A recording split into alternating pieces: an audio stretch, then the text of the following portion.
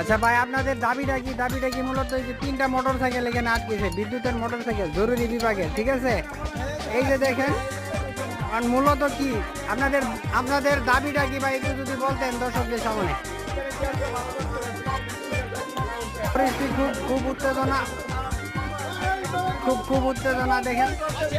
এই গেট নিয়ে মূলত যাক ছাড়াছাড়ি হয়ে যাক।